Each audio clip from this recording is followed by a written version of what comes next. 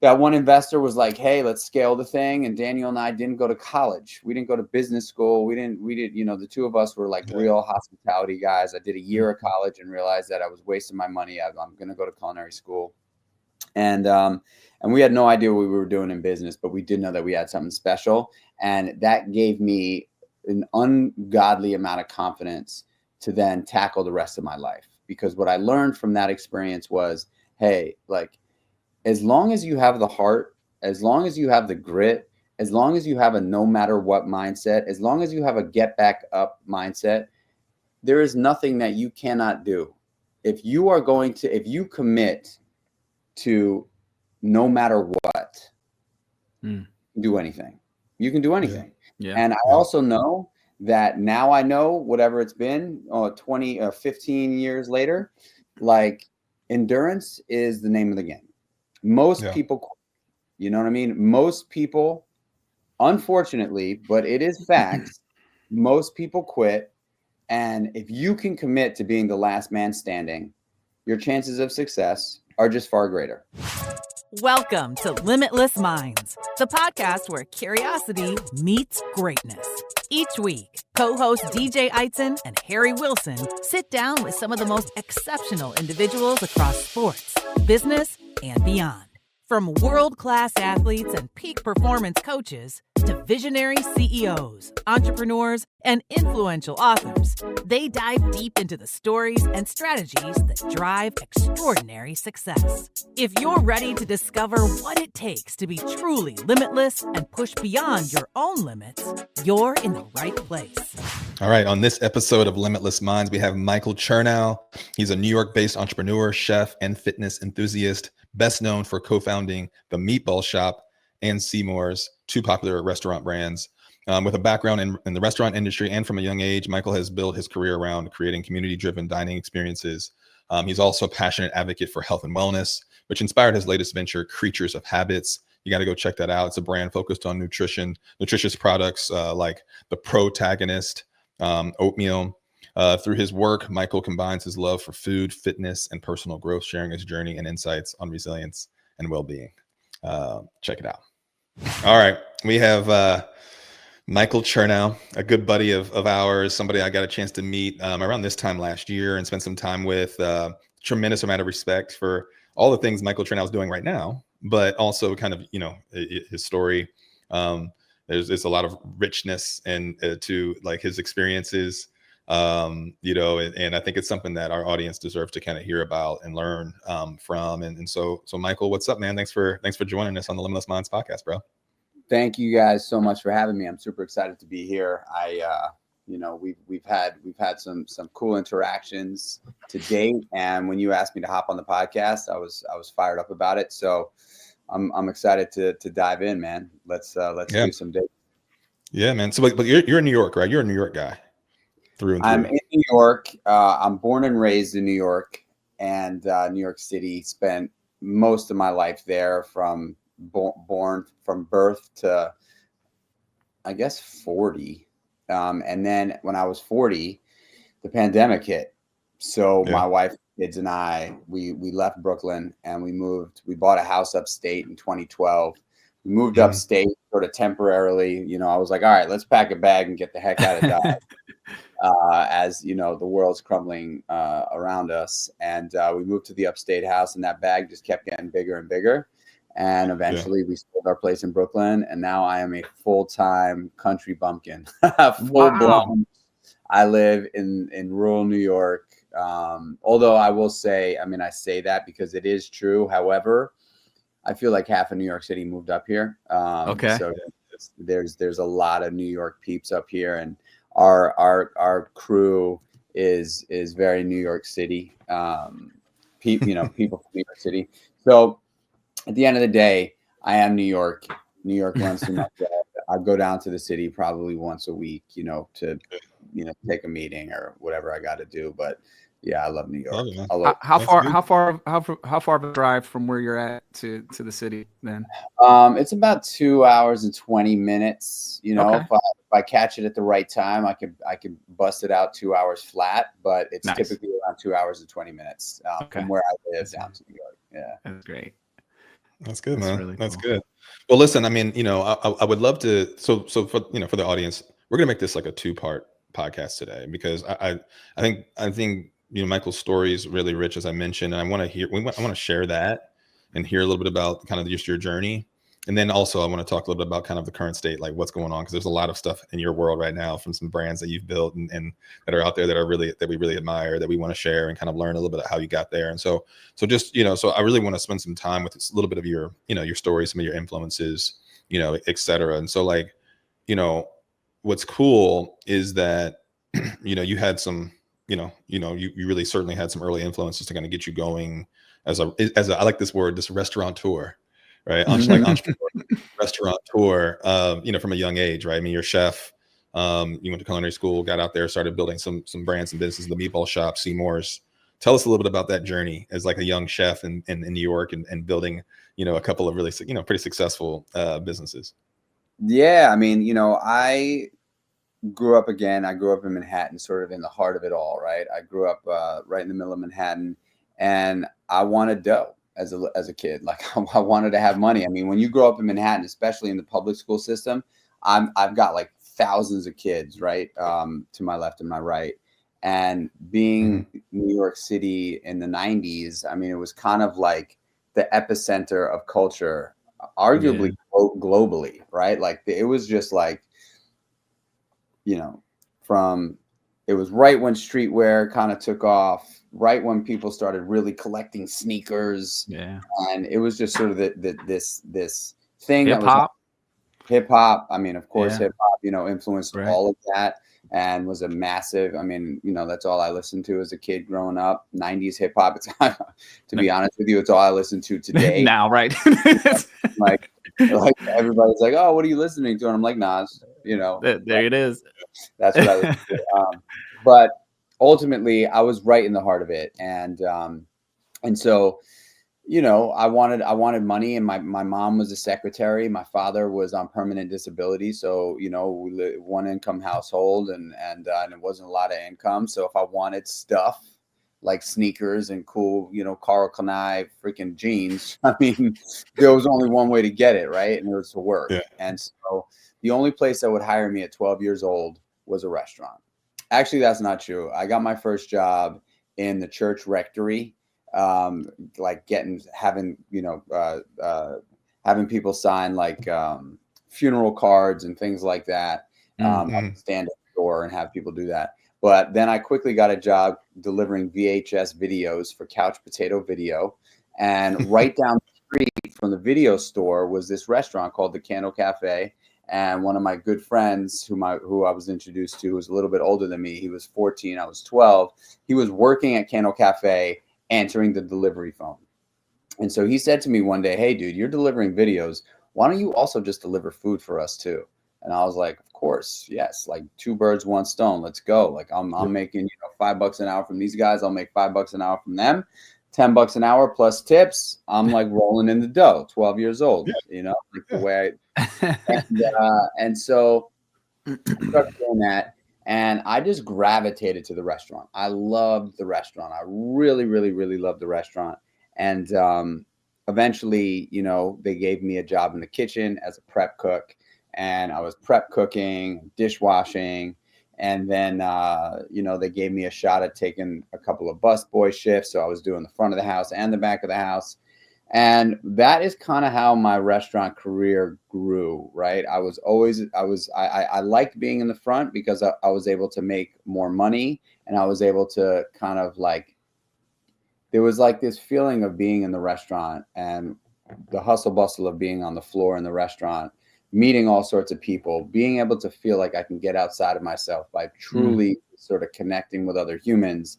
The kitchen is it's so funny the way I describe a kitchen, right? There's not that many places that, are like fire hot, like when you work in a kitchen, it doesn't matter if it's the summertime or the wintertime, it is like fire hot, a lot of hot, a lot of heat, a lot of fire. There's also deadly weapons everywhere, right? Like there's like, everybody's got a big knife. There's machines that'll rip your hand off. I mean, it's a dangerous place to be. Yeah. And there's a lot of dangerous people that end up working in kitchens. Right. So like you had, like, I call it the pirate ship, you know what I mean? Like it's a lot of pirates in the kitchen, female pirates, male pirates. Like there's just people that work in kitchens that are just rebels and pirates, and they like, dangerous environments, and they get into a zone and they just go. I like that, but I also like a little bit of a reprieve from that by being able to work in the front too. So I was this kind of hybrid guy. As I grew in my career, I did gravitate more towards the front.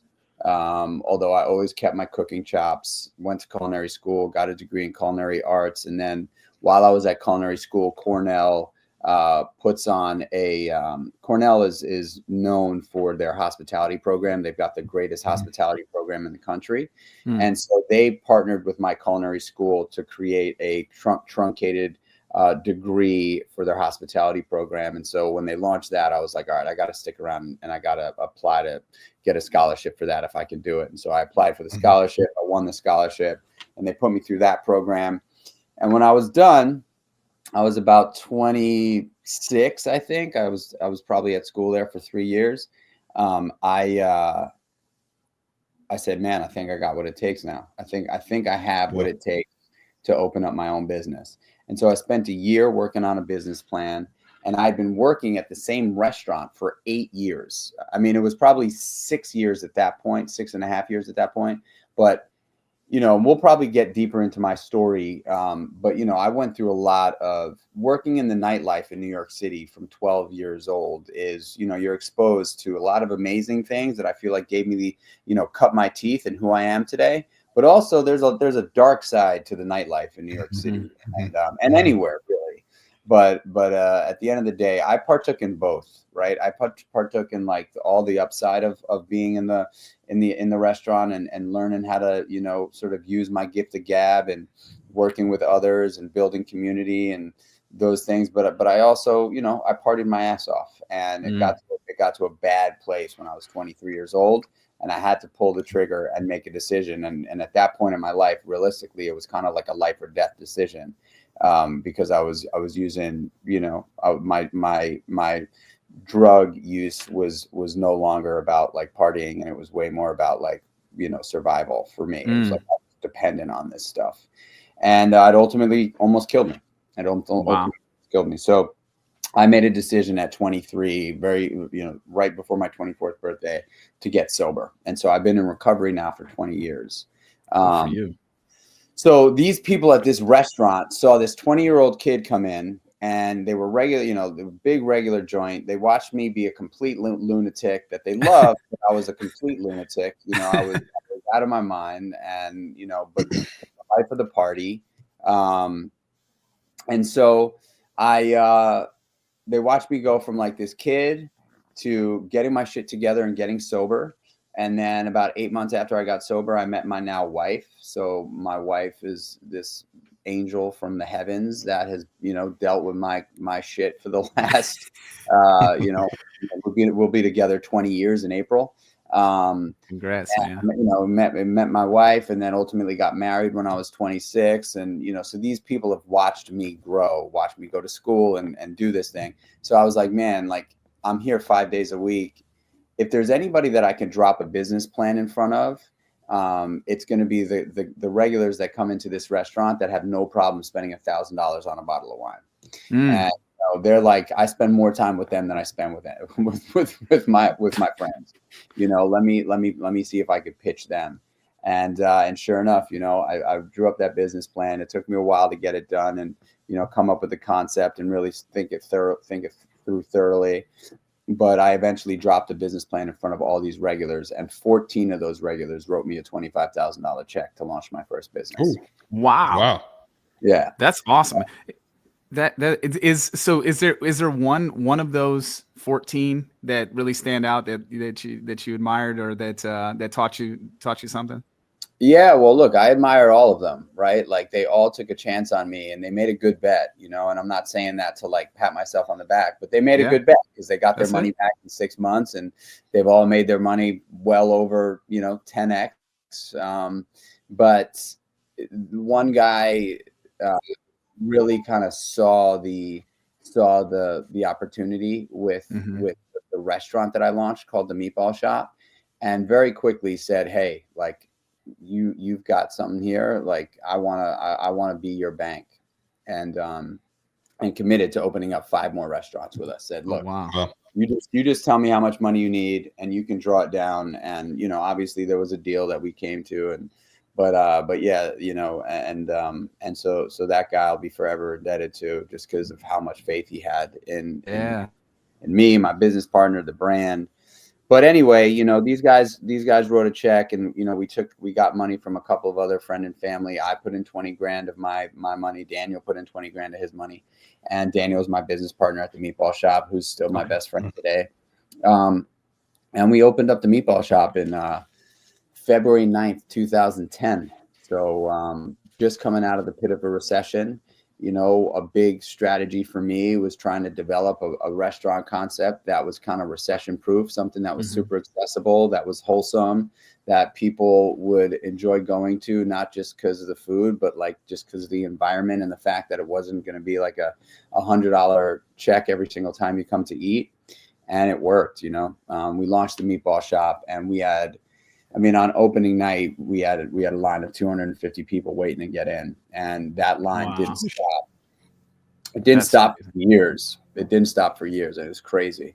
You know? Good ass meatball. Must be a Yeah, good that's ass a meatball. good. Hey, listen, I love meatballs in New York City too. Like, let's get it. Well, that brings up an important question. Like, okay, and this is really critical for the listeners. What makes a great meatball? You know what I mean? What makes a great meatball?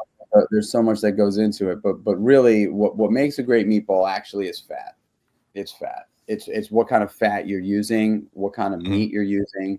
And when I say fat, I don't only mean animal fat. I mean cheese. You know, cheese in a meatball is like our beef meatballs, the classic beef meatball. The secret to our classic beef meatballs was pork fat and ricotta cheese.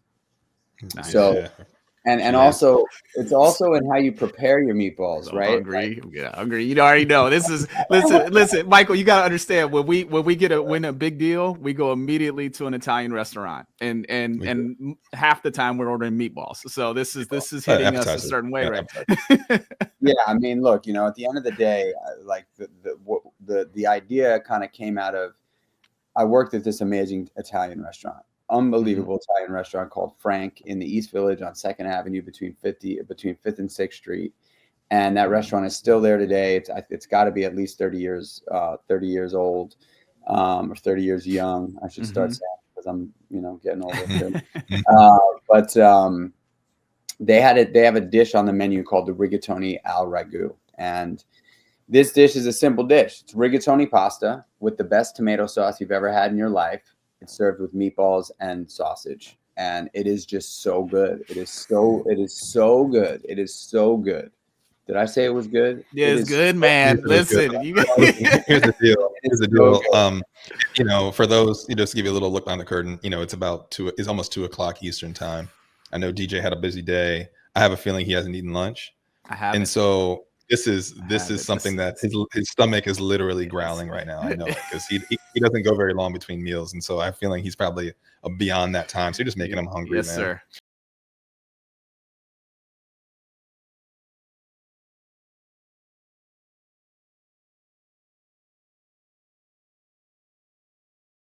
Yes, sir. I'm enjoying it though. Because I have a feeling we're going to be talking about food for the next 5 to 10 minutes. Right. Right. But so basically, I used to always order for my family meal. I would order a bowl of the rigatoni ragu, sans the rigatoni. So I'd be like, hey, I don't want the rigatoni. I just want a bowl with meatballs and sausage and tomato sauce with a side of broccoli and a beet salad. And like, that was my go-to dinner every night. That's my guy. That's my guy. Beet salad. Yes. Yeah. So I would like dip the broccoli in the sauce, and guests at the restaurant would always be like, what are you eating? What is that? And I'd be like, oh, I just got the rigatoni ragu without the rigatoni. I love the meatballs and sausage. So regardless, you know, everybody that came to that restaurant, whether they were, you know, I was the king of selling a $13 bowl of pasta and a $1,300 bottle of wine. Like that was just like, I figured out the system, right? I really did. I was able to was very good at reading the guests. And, you know, if I felt like they were, I wanted to give them the greatest experience ever, you know, and I felt like they had the bandwidth to take it. You know, the wine list there was just unbelievable. Best Italian wine list in all of New York. We had 450 bins. I knew the wine list like the back of my hand, and I was just a master salesman in that restaurant. And so so everybody that would come to the restaurant, if you sat with me, you always had a rigatoni ragu on the table, because I just knew that it was going, like, if everybody ordered their appetizers, their entrees, I'd be like, hey guys, this thing is $13.99. I'm just telling you, it is the best $13.99 you're going to spend today, maybe this week, maybe this year. You need to just have one for the table so everybody can take a bite, because it is so goddamn good. And I was right every single time I did it, which was pretty much every single time somebody sat with me. They would just be like, wow, everything was good with that rigatoni ragu. So I just knew that there's something about meatballs that people love. And when I was thinking about what I was going to do for the restaurant, I was like, man, nobody kicks a meatball out of bed. You know what I mean? Like meatballs meatballs survive the test of time. They have for thousands of years. People have been making some version of a meatball in communities all over, and cultures all over the world. And so it's a food that's super familiar to everyone. I am going to create a business around meatballs, because you can make meatballs with any protein. You can make them out of vegetables. You can, you know, they wouldn't be called meatballs, they would be called veggie balls. But like, you really, it's just basically taking the best of the meat, adding some amazing seasonings, a couple of additions, making it into a ball and putting it into the oven. And I was like, that's an easy process for a restaurant to pull off. I think I can create a business that would give people an opportunity to choose what kind of protein they want, choose what kind of sauce they want, choose their sides. They can have it on a hero. They can have it on a meat, on a, I called it the smash, which was like a burger that we made out of meatballs, meatball sliders. It was really like a choose your own adventure, using meatballs as the centerpiece. And it worked, man. Within the first year, I mean, I was cooking meatballs live on, you know, Jay Leno and, you know, Chelsea Handler, Jimmy Fallon, Good Morning America, the Today Show. I was everywhere cooking meatballs, and they loved the story. And they loved Daniel, my partner, and I, and the media just ate us to pieces. And we were just, it was a phenomenon, you know?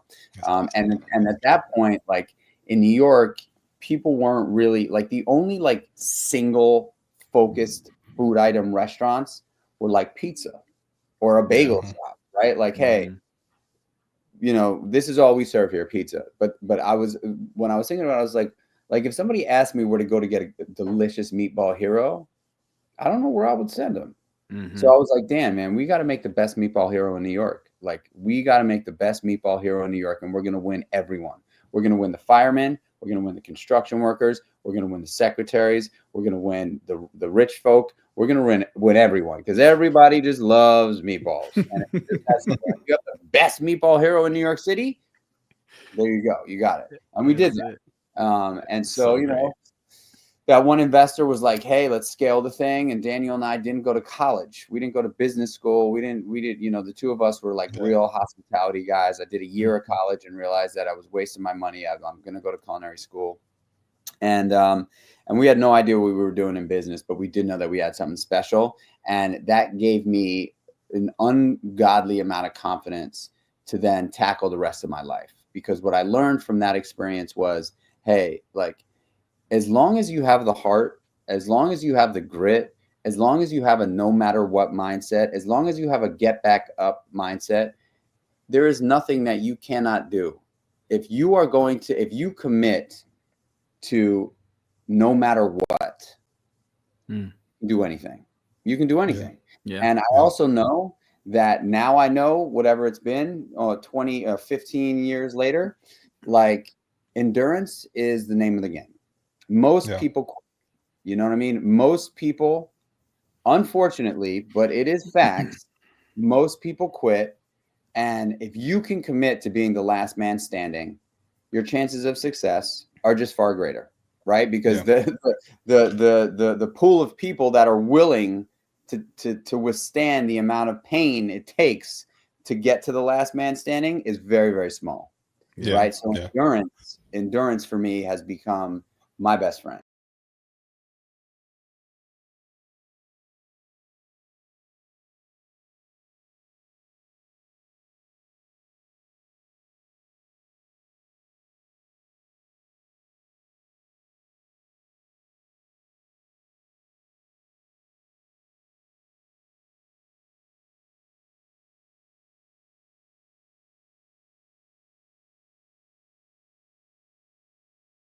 And you touched on it, and I think it is a really awesome opportunity to kind of share a little bit more about, your kind of recovery story, right?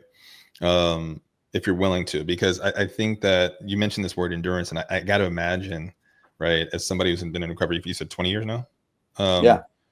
That ability to endure is something you kind of have to check in on pretty regularly, right? And I'd love to learn a little bit more about that battle and kind of what led you there. I mean, you mentioned kind of just the environment, in the restaurant industry and the kind of the party scene in Manhattan, and obviously everything that brings from a positive experience perspective, but also the challenges there. Like you had to live through that. What was kind of the turning point for you as far as like being able to recognize that and then going on this journey where you're having to endure this recovery and where it's brought you today, and how does health and fitness fit into that? Yeah. So, I mean, look, at the end of the day, we're all dealt the cards we're dealt, right? And some people are dealt better cards than others. I, unfortunately, and I don't victimize this, I don't wear this on my sleeve, but I wasn't dealt the greatest deck of cards. My father was a very, very angry, mentally, physically, emotionally sick human. And it was manifested through anger, violence, and abuse. And he took that out on myself and my mother. He really spared my sister, but having to endure his wrath from birth basically was really hard as a young kid. And and that's why I always say, like, I'm a parent now. I've got a son. I've got two sons, 9 and 7. And I look at these boys and I love them more. I love them with every cell in my body to infinity. Like, I love these two kids, and I could just never imagine in my darkest days saying some of the things that my father said to me, or raising a hand to my sons, ever. I just couldn't do it, And some parents will say there's a time and a place to take your kid aside and spank them or whatever. For me, because of my past and because I definitely took a lick a number of times from my father in like unwarranted times, I just couldn't do it. I couldn't do it with my kids. And so it was hard for me growing up in that little apartment. We had a 600 square foot apartment, and my sister and I shared a bedroom, and my mother and father slept in a Murphy bed, in this little dining room alcove. And it was very tight quarters, and he was angry. So I was always looking to escape from a young age, very young, it was probably as young as, as early as I can remember. And my first form of escape was sleeping over at other friends' houses. So I had to learn at a young age how to make my friends' parents like me.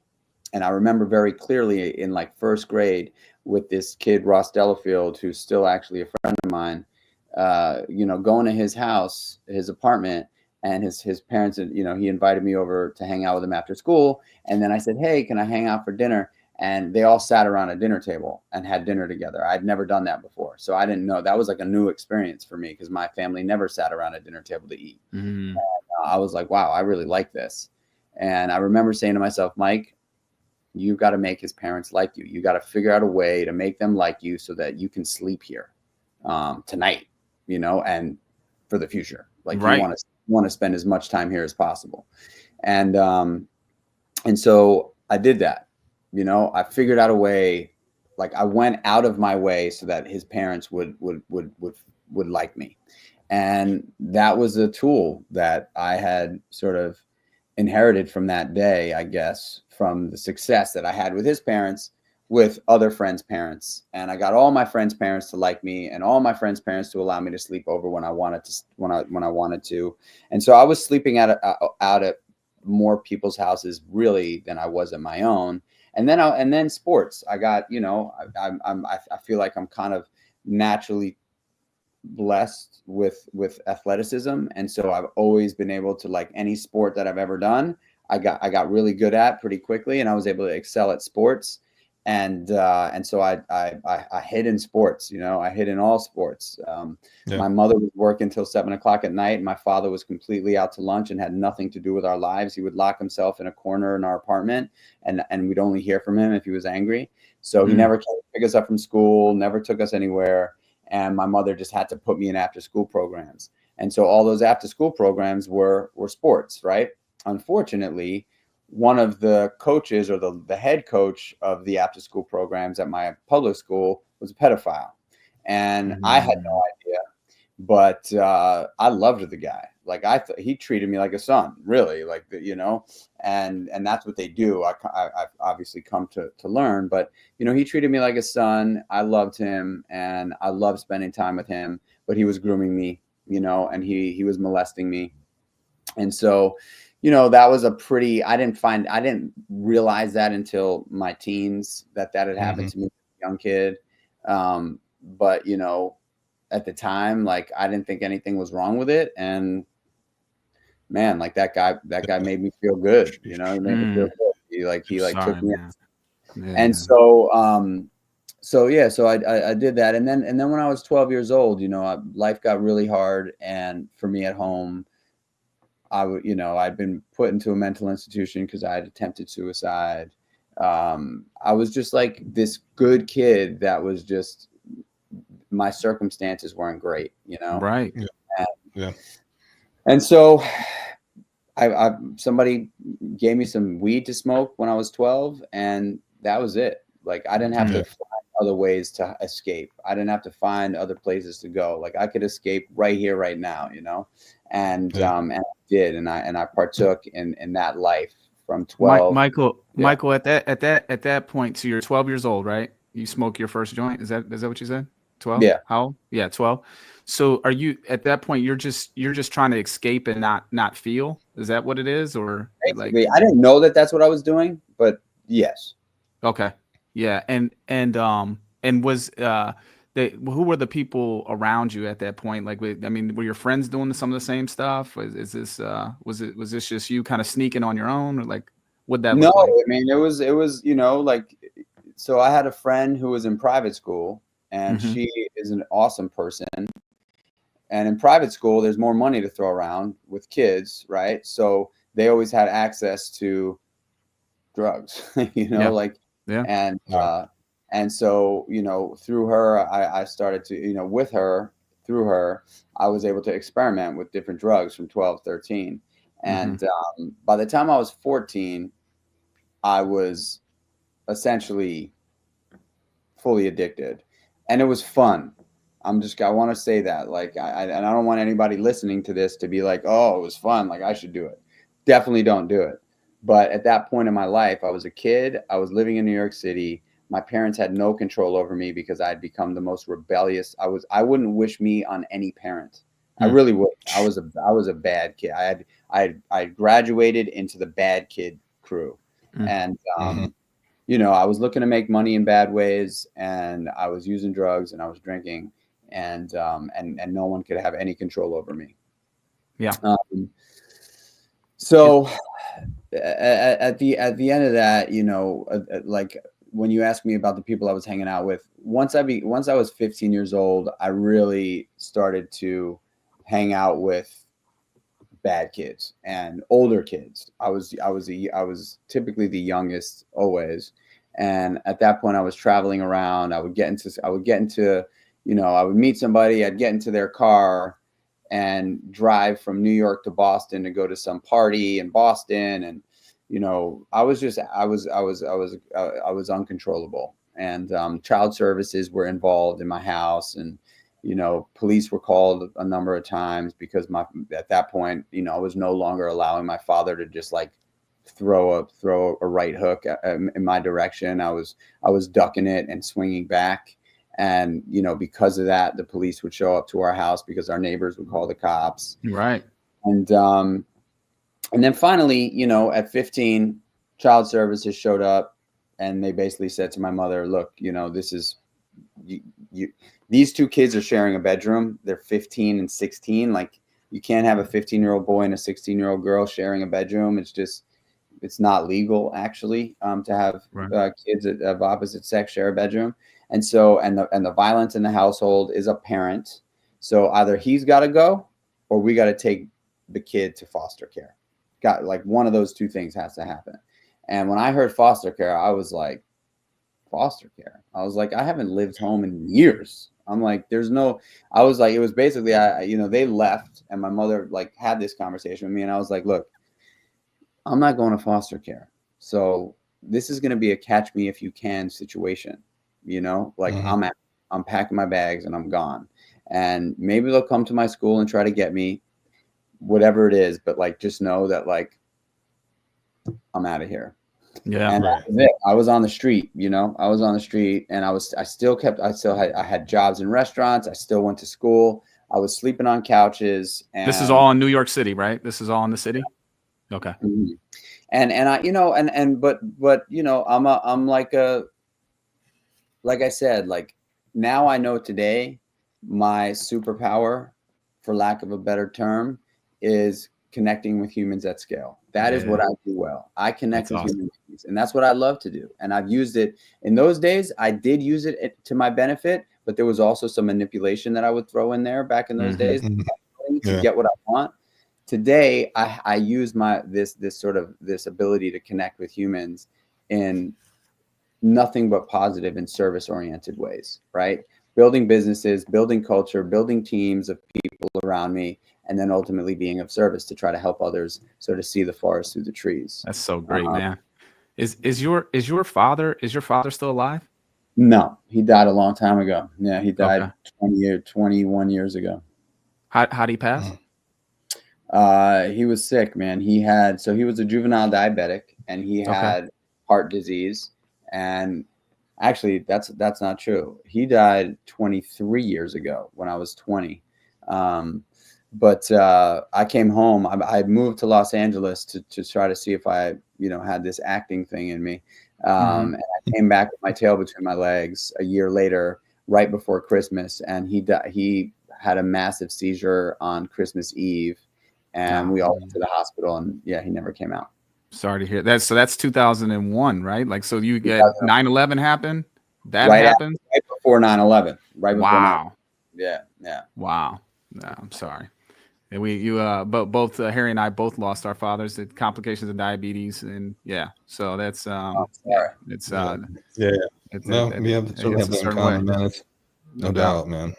I mean, like this, I mean, the story from obviously, being young to getting introduced to weed, etc., drugs, and living on the streets, being a restaurateur, like building businesses. I mean, it's just it's action packed. You know what I mean? Like, it's like there's a lot. There's so much there that's like, having gotten to know you a little bit, it makes so much sense on like why you're having success in the space that you're in now, but like why people believe in you. You know what I mean? Like, you build a business, you get investors, you get people back in different things. You have people that follow, as a brand. Like that's not on accident, right? Whether they know the stories or not, right? Like there's, how you've been able to kind of navigate this journey. It's kind of like, it's kind of core to like why people would follow you. You know what I mean? Or believe in you, or you know what I mean? And what you build. You know what I mean? It's not really pretty obvious, the drive, the resilience. I'm the first to say that, like, and that's why I kind of started out by saying, like, endurance, grit, heart, those are the things at the end of the day that will get you to a seat at the table, right? And what I know to be true for me is that I'm not the smartest guy ever. Like, I'm just not, and I've kind of come to terms with that, right? What I do bring is absolute resilience, optimism, and this no matter what mindset. So if you put your money on me, just know that, like, I will die in the ring before I throw in the towel. I will die in the ring.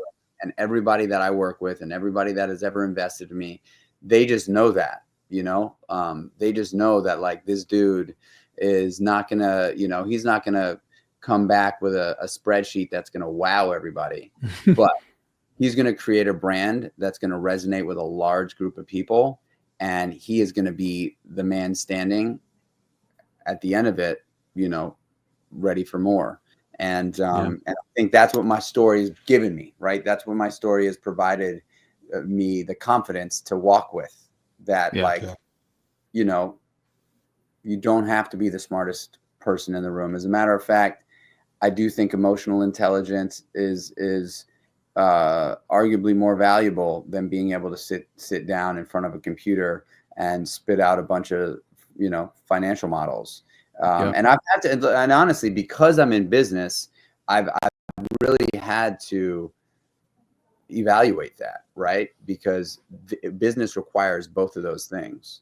Mm-hmm. But what I've learned, and something that I think is important for me to say as my message, is that like, you can hire really great financial people for a certain amount of money. You can hire awesome marketers, you can hire great operators, but it's hard to hire visionaries and dreamers. Yeah. It's hard to hire us because we're dreaming.